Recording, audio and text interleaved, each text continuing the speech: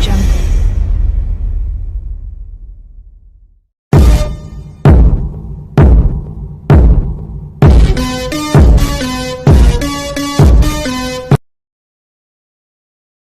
Shalom, soyez tous salués dans le puissant nom de notre Seigneur Jésus.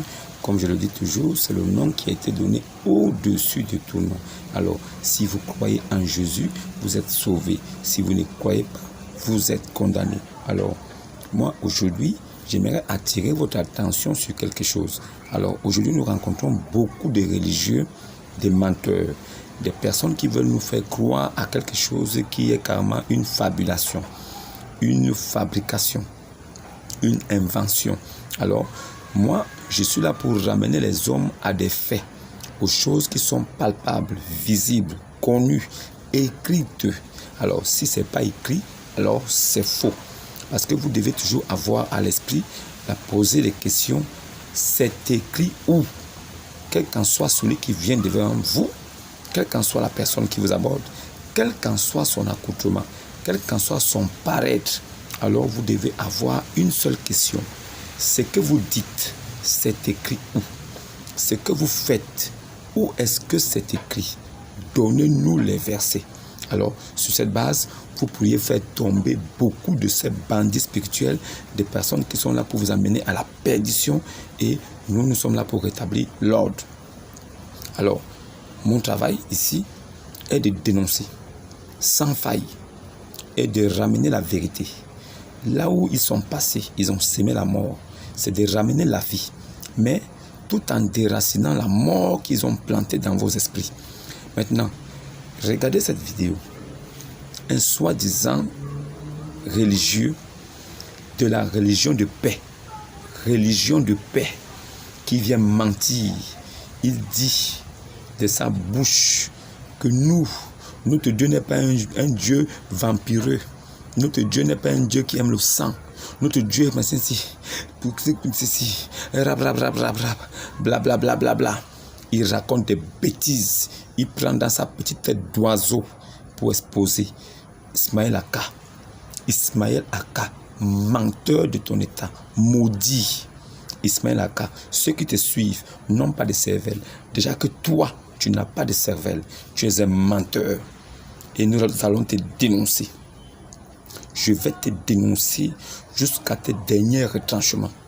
Tu es un menteur.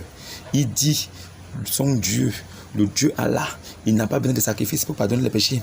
Il n'a pas besoin de ceci. Un Dieu qui a besoin de sang, c'est un Dieu vampireux, c'est un Dieu vampirus, c'est un Dieu. Tous ces propos, il raconte des bêtises. Suivez ces propos. Je vous reviens tout de suite. Suivez. Quitter très difficilement, puisque s'ils quittent, on risque même de les tuer. Les musulmans, tu quittes l'islam, Mahomet a dit tu quittes l'islam, on doit te tuer. Suivez ce qu'il a dit ici.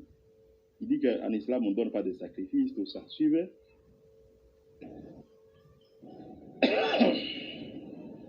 Alors les frères, profitons déjà des dernières minutes qui nous restent pour nous approcher de notre Seigneur. Et la grâce qu'il nous a faite, nous, en tant que musulmans, oui, c'est que nous, on n'a pas besoin de sacrifice pour qu'il pardonne nos péchés. On n'a pas besoin de sacrifice pour qu'il nous pardonne de nos péchés. Vous entendez, il dit qu'ils n'ont pas besoin de sacrifice pour qu'ils puissent pardonner les péchés. C'est un monsieur qui entre dans l'islam sans faire de moindres recherches des enfants. C'est ce qu'on va l'aider à faire. Il n'a pas fait de recherche. Il est entré dans l'islam aveuglément. Qui t'a dit qu'il y avait des sacrifices là? Dieu trop... Bon, j'allais utiliser un terme là, mais je dois laisser ça pour ne pas choquer les gens. Pour ne pas choquer les gens. Suivez la vidéo. Alors les frères, profitons déjà des dernières minutes qui nous restent pour nous rapprocher de notre Seigneur. Et la grâce qu'il nous a faite, nous, en tant que musulmans, oui, c'est que nous, on n'a pas besoin de sacrifice pour qu'il pardonne nos péchés.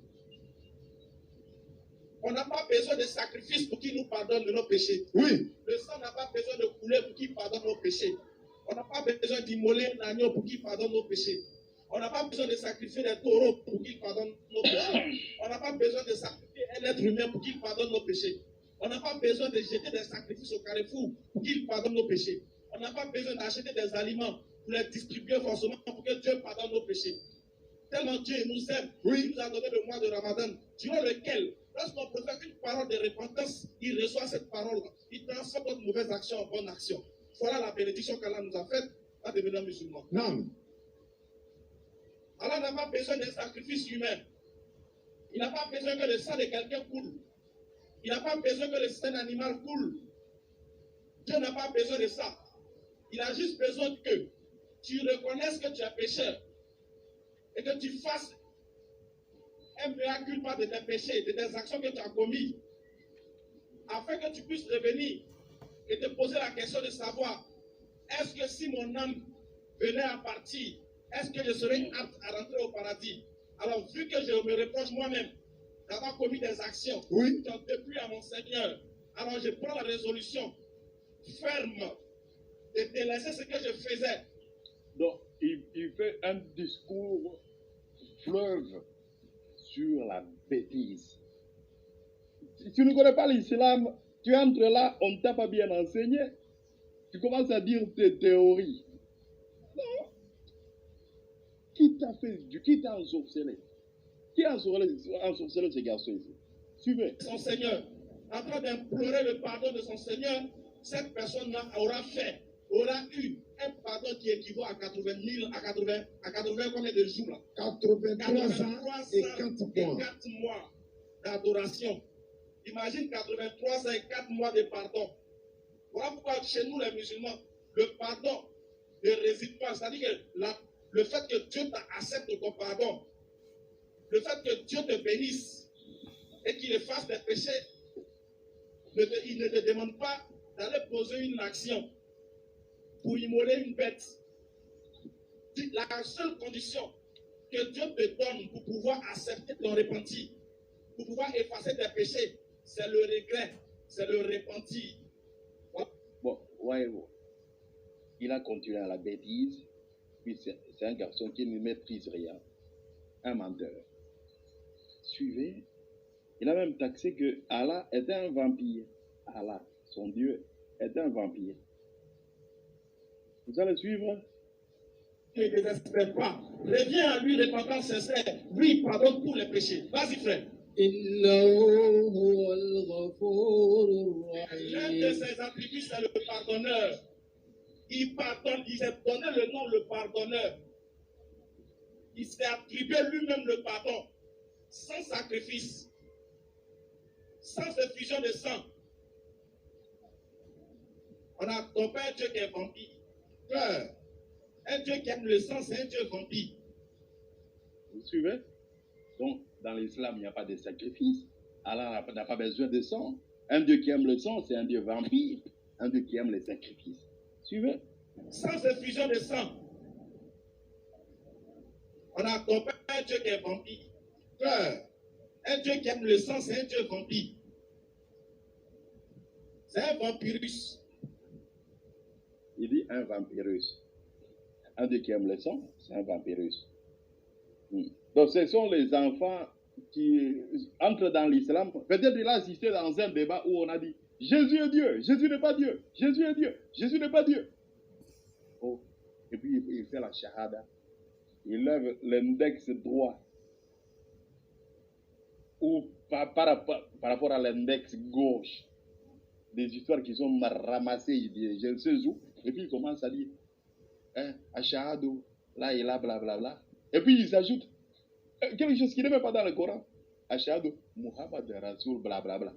Qui vous a dit de même d'associer dans la shahada le nom de Muhammad avec le nom d'Allah? Qui vous a dit ça? Pourquoi est-ce que vous faites la distinction avec les autres prophètes? Qui vous a dit ça? Des idolâtres, des comédiens.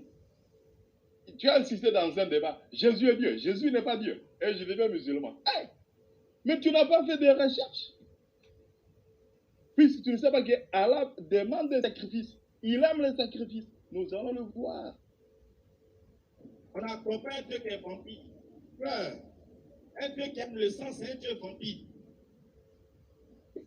C'est un vampirus. Dieu dit, revenez repentance sincère à lui, et lui, il vous pardonne vos péchés. besoin, c'est la repentance. Ça va positionner la foi à toi. Ok. Vous avez suivi, vous avez vu la vidéo. Est-ce que vous avez bien compris? Son Dieu à lui n'a pas besoin de sacrifice, il n'a pas besoin de sang.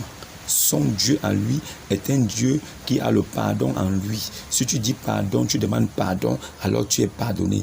Et apparemment, le pardon, c'est sur 83 ans. C'est un pardon de 83 ans et 4 mois. Ça veut dire que ces gars, ils sont allés voir même les dieux. Ils ont noté ça dans un bout de papier. Oh non, si tu demandes pardon comme ça, d'un pardon de repenti, alors je te pardonne de 83 ans ou bien 84 ans. Pourquoi seulement 84 ans? Il doit être capable de pardonner sur 100 ans aussi, sur 200 ans. C'est des bêtises, des inventions. Vous allez bien comprendre la correction qui va suivre. Je vous ai toujours dit ici qu'à chaque fois que ces gars-là diront des bêtises, nous reviendrons toujours sur leurs propos et en vous apportant la vraie vérité. La vérité authentique, écrit. Alors, si lui, il pense être plus intelligent que son prophète, si lui, il pense être intelligent plus que tout l'islam réuni, alors nous allons écouter les propos de son prophète. Qu'est-ce que son prophète a dit pour le pardon des péchés? Est-ce que lui-même n'a pas pratiqué les sacrifices? N'a-t-il pas tué des bêtes pour l'expiation des péchés? N'a-t-il pas tué des moutons pour le pardon des péchés? Alors, si son prophète l'a fait et que lui vient dire le contraire, alors posez-vous la question, est-ce que ce type-là est vraiment musulman? Est-ce que ce Ismaël Aka est vraiment musulman? Est-ce que Ismaël Aka est vraiment musulman? Vous allez suivre la vidéo de correction qui va suivre. Vous allez comprendre dans quel monde nous vivons. Nous vivons dans un monde où les musulmans, ils ont eu l'impression d'avoir l'emprise. Ils peuvent mentir impunément sans être rattrapés. Alors, nous sommes là pour les rattraper au virage et pour exposer la vérité de Dieu. Pour que les enfants de Dieu qui comprennent et qui ont l'esprit ouvert puissent voir la vérité et sortir de là. Alors, suivez la vidéo. Je vous reviens tout à l'heure. Okay. On va partir là où il dit que Allah n'a pas besoin de sacrifice. Donc, il est entré dans l'islam sans faire des recherches. C'est ça le problème que nous avons. En tant que musulmans, oui, c'est que nous, on n'a pas besoin de sacrifice pour qu'il pardonne nos péchés. On n'a pas besoin de sacrifice pour qu'il nous pardonne de nos péchés. Oui. Le sang n'a pas besoin de couler pour qu'il pardonne. Ok, on va voir maintenant, est-ce que le Coran parle du sacrifice? Qu'est-ce que Allah a dit sur le sacrifice? Nous allons voir, puisque ce garçon ici est ensorcelé. Nous allons essayer de le désislamiser. C'est ce que nous faisons. Et nous sommes très bien disposés à le faire. Pourquoi est-ce que je fais ça? Je dois expliquer. Je les ai appelés pour qu'ils puissent débattre avec moi. Plusieurs fois, ils ne veulent pas. Que faire? J'ai envoyé des vidéos, j'ai envoyé des messages. Je les ai appelés. Avant les vidéos, je les appelais au téléphone, le WhatsApp. Ils me promettaient, on va débattre, attends, l'année prochaine, attends. Ça fait maintenant 3 ans, 4 ans, bientôt 4 ans que je les appelle à débattre avec moi. Ils ne veulent pas. Mais maintenant, comme j'ai vu qu'ils me fouillaient, je dois maintenant revenir ici. Et vous avez suivi, il y a des gens qui me contactent pour que je puisse exposer l'islam. On va lire ce que dit le Coran. Sourate 108, verset 2. Accomplis la salat pour ton Seigneur et sacrifie. Allah cherche quoi? Des sacrifices, c'est écrit là. Allah dit, tu dois prier, non seulement prier, tu dois aussi sacrifier. Donc Allah, il aime le sacrifice. Hein? C'est écrit. Maintenant, le garçon ici, il dit que Allah n'a pas besoin de sacrifice. Qui lui a appris l'islam? De sacrifice pour qu'il déjà les dernières minutes qui nous restent pour nous rapprocher de notre Seigneur. Et la grâce qu'il nous a faite, nous, en tant que musulmans, oui, c'est que nous, on n'a pas besoin de sacrifice pour qu'il pardonne nos péchés. Ok. Il dit qu'on n'a pas besoin de sacrifice.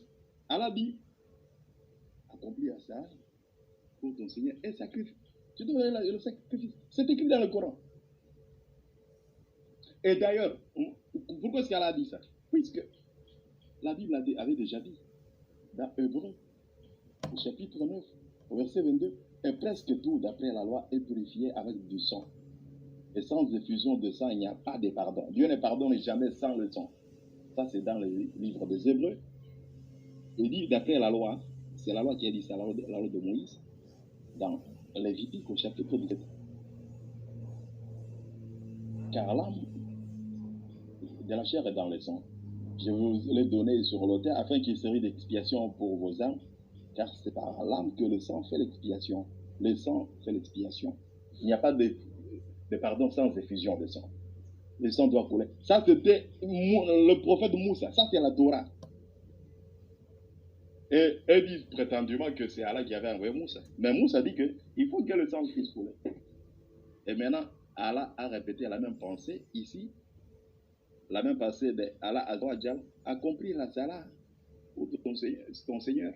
Et sacrifie. Sacrifier quoi? Muhammad a expliqué ça. Muhammad a expliqué ça. On va dans le site internet de l'Arabie Saoudite. Ce sont des gens qui rejoignent l'islam sans connaître ses enfants. Donc vous entrez dans l'islam sans connaître l'islam. Muhammad a expliqué tout ça. Sacrifier quoi? On vous a trompé. Al-Qawda, surat 108, au verset 2. Sacrifier quoi? Il y a plus de... On a Courtoubi, on a Ibn Kathir, on a Tabari. Ils ont expliqué toutes ces histoires ici. Hein? Ils ont expliqué toutes ces histoires ici. Si tu ne connais pas, il faut te renseigner. Tu entres dans l'islam, on t'a pas expliqué. Hein? On t'a pas expliqué. Ça, on a les tafsirs d'Ibn Kathir. Là, ce sont des musulmans qu'on enseigne à l'université de Al-Azhar. Hein? Et ça, c'est Ibn Kathir. Puis votre Seigneur est sacrifié. Sacrifié quoi? Mohammed a expliqué tout ça. Hein? Il a expliqué. Ibn Abbas, le cousin de Muhammad, Mujahid, Ikrima, Al-Hassan, ils ont dit. Hein? Il entend le sacrifice du corps et autres. Il continue. Ils vont expliquer tout ça. Hein? Vous devez sacrifier. Pourquoi? Ils ont expliqué. Ce sont des tafsirs qui sont trop longs. Vous allez voir. Il a expliqué ce qu'il faut sacrifier. Il dit que la prière et la paix de Dieu soit sur lui, avait l'habitude d'accomplir la prière de l'Aïd, puis de sacrifier ce rituel. Il sacrifiait des animaux pendant l'Aïd. En Afrique, on appelle ça Tabaski, en Afrique de l'Ouest. Il sacrifiait, c'est pour pardonner les péchés. On va voir. On dit, votre mouton est un mouton à viande. On doit sacrifier. C'est ce qu'on sacrifie. On sacrifie pourquoi? Pour le péché. Muhammad a expliqué toutes ces histoires. Ça, c'était Ibn Kathir qui a expliqué. On va voir un autre comédien. Ça, c'est qui? C'est un de Courtoubi. On va voir ce que Courtoubi a dit. Hein? Ce sont des gens qui ne comprennent rien. Ça, c'est Courtoubi. Imam Courtoubi. Priez votre Seigneur et sacrifiez. Pendant la prière de Eid, le Eid, qu'on appelle quoi? Tabaski. Hein? Parce qu'il est associé au sacrifice. Sacrifice. En réseau de sacrifice, tout ça. Vous devez sacrifier. Tous les savants, ils ont parlé. Un musulman normal, il doit sacrifier. Qui t'a dit que vous n'avez pas besoin de sacrifice pour pardonner vos péchés? Qui t'a dit ça? Hein? Tu es entré dans l'islam sans faire de moindre recherche. Yeah. Il dit, quant à cela soit équivalent à la prière du jour de sacrifice, à l'abattage d'un bélier, d'une vache ou d'un chameau. Hein? Donc, ils ont parlé. C'est ça que vous devez sacrifier. Le sacrifice, ils ont les vertus. C'est pour pardonner les péchés. Hein? Sorry. Ils ont parlé de ça. Ce sont des tafsirs qui sont trop longs. On ne peut pas tout lire. On ne peut pas tout lire. On ne trompe pas ces gens ici. Dans l'islam, on exige les sacrifices. Hein? Ça, ce sont les grands savants qu'on a lu. Ça, c'est le site internet de l'Arabie Saoudite. Ah, le site internet de l'Arabie Saoudite. On va voir. Ils ont expliqué. Mohamed même, il a expliqué ce que ça veut dire.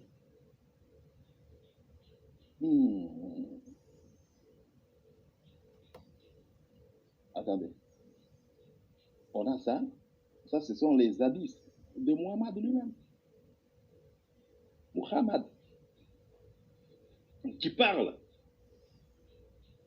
Mohamed dit ceci. Il parle à sa fille Fatima. Oh Fatima, allez témoigner de votre Qurbani. Qurbani, c'est le sacrifice que tu fais. Car la première goutte de sang, le sang de l'animal qui tombe, la première goutte de sang qui en tombe, fait pardonner tous vos péchés. Donc Mohamed dit que lorsque vous faites les sacrifices là de moutons, tout ça, la goutte de sang, la première goutte de sang qui tombe, ça pardonne les péchés. Ça c'est Mohamed. Le jour de Kiyama, cet animal sera amené avec son sang et sa chair sera placée sur votre échelle en l'augmentant 70 fois plus. Hazrat Abu Asid, radial blablabla, après avoir entendu parler de la grande bénédiction, a demandé à Rasulullah, à Muhammad, si cette grande faveur était seulement pour la famille de Rasulullah, hein, parce qu'ils sont plus dignes de cette bonne action, ou est-ce la famille de Rasulullah, blablabla, ou bien toute la Oumma des musulmans. Hein? Muhammad Rasulullah, sallallahu alayhi wa sallam, blablabla, a dit, Muhammad a dit, il a répondu que c'est à la fois pour les descendants de Rasulullah et pour toute la Oumma, tous les musulmans. Ils doivent faire le sacrifice. Hein? De ces hadiths, deux vertus importantes sont trouvées. La première goutte de sang de l'animal, le Qurbani, fait que le péché d'une personne soit pardonné.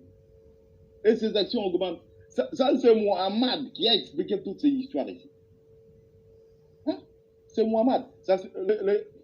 Écoutez, on va vous donner les références qui sont là. Il y a le livre qu'on appelle Mishkat al-Masabi, volume 1, page 128. Ça parle de ça. Mishkat al-Masabi, page 129, volume 1, 129. Donc, si vous lisez tout ça, ça se trouve là. Les gens ne comprennent pas ça. Hein? Ça y vous arrive, volume 2, page 834. Maintenant, ils cachent ça aux musulmans. Il y a beaucoup de... C'est trop, on ne peut pas lire. La vidéo va dépasser 2 heures. Nous sommes déjà à 1h50. C'est trop. Mohamed a expliqué tout ça. Ça se trouve dans les livres des musulmans eux-mêmes. Là, ce sont les sites des musulmans. Hein? Attends, je vous donne une autre preuve. Alléluia. On va partir là-bas. Vous allez voir ça. Sorry. Il dit ceci. Dans une autre tradition, Ali a rapporté, ça c'est Ali maintenant qui parle, c'est même plus Ibn Abbas. Donc il y en a plusieurs témoins. On a dit, Muhammad a dit, oh Fatima, venez et voyez votre animal sacrificiel être abattu. Car sûrement, c'est sa première goutte de sang qui tombe sur le sol. Il y aura pour vous, car par sa première goutte de sang qui tombe sur le sol, il y aura pour vous les pardons de chaque péché. Muhammad continue, voit, il sera amené avec son sang et sa chair. Il sera alors placé dans votre échelle d'actes, multiplié fois 70. Abu Saïd a demandé, il dit, ô messager d'Allah, cette récompense, c'était spécifiquement pour la famille de Muhammad, car ils sont dignes d'avoir un mise à côté spécifiquement pour eux. Ou est-ce pour la famille de Muhammad et pour les musulmans en général? Muhammad a répondu, le péché là qui est pardonné par le sang, c'est pour la famille de Muhammad et pour les musulmans en général.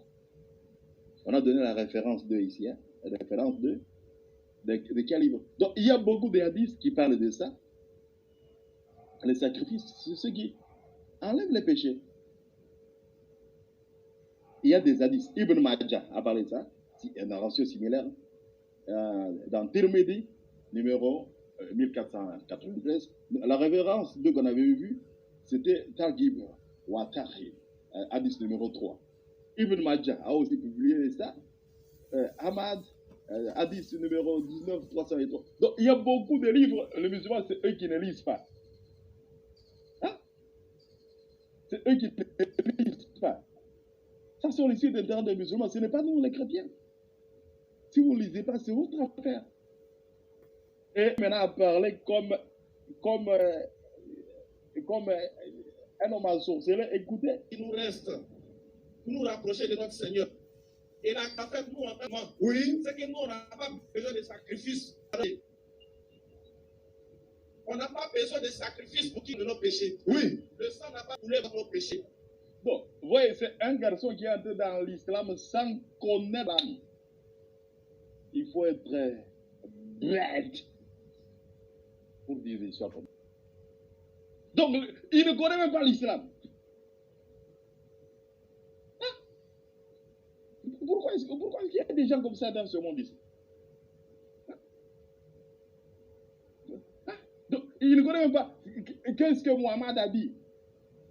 Fatima, votre animal de sang sacrificiel, sa première goutte de sang qui tombe sur le sol, il y aura pour vous le pardon de chaque péché. Maintenant, le monsieur ici, il dit, on n'a pas besoin d'immoler l'agneau pour qu'il pardonne nos péchés. Donc tu contredis même ton prophète. Bon, il n'a pas connu l'islam. C'est trop bête. Mon numéro est là. Attendez, je vais afficher le numéro.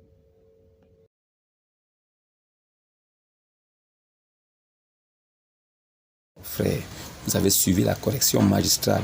Vous pouvez comprendre et convenir avec moi que c'est un tissu de mensonges qui ne perdurera plus. Parce que nous sommes là. Dieu a suscité des hommes sur la terre pour rétablir la vérité, pour déraciner la mort et s'aimer la vie.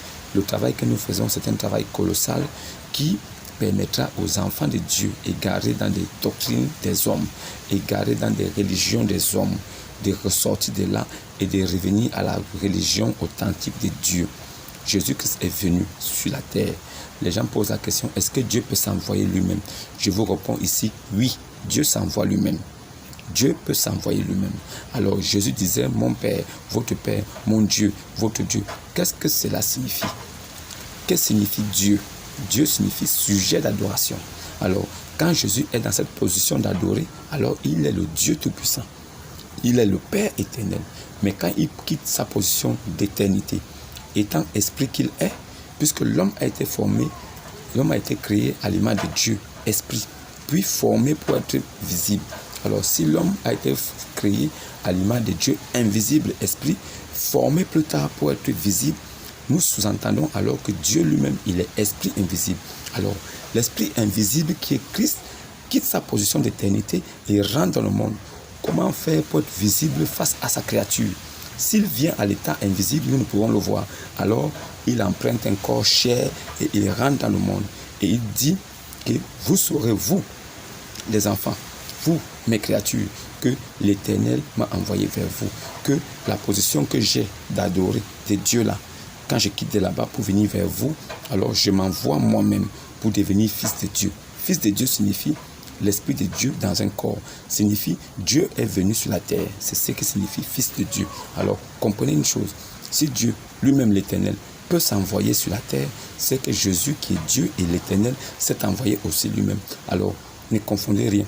L'Éternel qui s'envoie sur la terre, lui-même, c'est lui-même Jésus aussi qui s'est envoyé sur la terre, lui-même. C'est de la même personne dont on parle. Ne vous troublez pas. C'est un mystère pour les enfants qui ne sont pas en Christ, mais pour nous, dont la vérité nous est révélée, ce n'est pas un mystère. C'est une chose simple à comprendre. Voilà pourquoi l'Éternel dit à Sion, à la fille de Sion, de garder son calme, que je viendrai moi-même et j'habiterai parmi vous. Et en ce temps-là, beaucoup de nations s'attacheront à moi, l'Éternel. Et toi, ma nation, tu sauras alors que l'Éternel m'a envoyé vers toi. Comment Dieu dit qu'il viendra lui-même habiter au milieu de son peuple. Et il dit plus tard que son peuple saura que c'est l'Éternel qui l'a envoyé vers son peuple. Mais qu'est-ce que cela signifie? Qu'est-ce que signifie Dieu et Jésus viendra? Qu'est-ce que signifie Dieu et Jésus viendra? Qu'est-ce que signifie Dieu? Qu'est-ce que signifie Jésus? Qu'est-ce que signifie Christ? Qu'est-ce que signifie le Messie? Toutes ces choses-là doivent rentrer dans vos têtes. Dieu lui-même, il est le sujet d'adoration. Il est l'Esprit éternel qui est Christ. Ce Christ-là, lui-même, quand il prend un corps chair, alors il devient fils de Dieu. Donc, Esprit de Dieu dans un corps d'homme. C'est ça qui vous dépasse. Certaines personnes posent la question, alors quand Jésus lui-même était sur la terre et que dans le ciel, il y avait une voix, Jésus a répondu. Quand Jésus était sur la terre et quand il s'est fait baptiser par Jean-Baptiste, une voix se fit entendre dans le ciel. Qui parlait dans le ciel si Jésus est Dieu? Alors la réponse est venue de Jésus lui-même qui dit, personne n'est monté dans les cieux si ce n'est celui qui est descendu du ciel, le Fils de l'homme qui est dans les cieux. Alors Jésus disait que personne n'est monté si ce n'est celui qui est descendu, lui, sur la terre. Et c'est encore lui-même là, le Fils de l'homme encore là qui parle avec eux, qui est dans les cieux en même temps. Personne n'est monté au ciel si ce n'est celui qui est descendu du ciel, le Fils de l'homme qui est dans les cieux. Alors pendant qu'il parlait avec eux, il était là-bas. Alors voilà pourquoi je dis, c'est un mystère pour ceux qui ne sont pas en Christ, mais c'est dommage. C'est dommage. Jésus a dit, je suis le chemin, la vérité et la vie.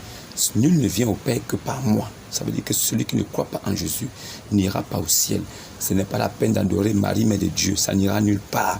Ce n'est pas la peine d'aller se prosterner devant un caillou noir, faire bisous, ou de faire 7 tours autour du caillou noir. Ça ne va rien donner. Rien du tout. Ce n'est pas la peine de tuer mouton, sacrifier. Ça ne va rien donner. Alors croyez en Jésus. Puisque même dans le Coran, il est Dieu. Il est l'esprit de Allah. Il est le verbe de Allah. Il est le souffle de Allah. Il est la parole de Allah. Alors sur cette base-là, il est qui? Puisque nous savons que la parole de Allah n'est pas créée, l'esprit de Allah n'est pas créé, et Allah lui-même n'est pas créé. Alors, ces 3 entités dans le Coran ne sont pas créées. Alors, qui ils sont? Si Jésus est la parole et l'esprit, c'est lui-même Allah. Sourate 9, verset 31, nous éclaircit ça. Pas les fausses versions du Coran que nous voyons partout là. Mais le Coran de l'Arabie Saoudite dit, ils ont pris les érudits et les moines pour Seigneur, autre que Allah et le Messie, fils de Mariam. C'est assez clair. Ceux qui n'ont pas compris, je suis désolé, mais sachez une chose, quand vous écoutez les musulmans parler, faites très attention. Ils mentent. Leur meilleure façon de parler, ou bien de pouvoir gagner des protagonismes, c'est le mensonge. Ils sont assis dans le mensonge et ils mentent sans arrêt. Alors faites attention. Quand vous écoutez les musulmans, posez-lui la question, ces affirmations-là sont écrites où? Vous avez suivi la vidéo. Shalom, que Dieu vous garde, que la paix soit sur vous. À demain.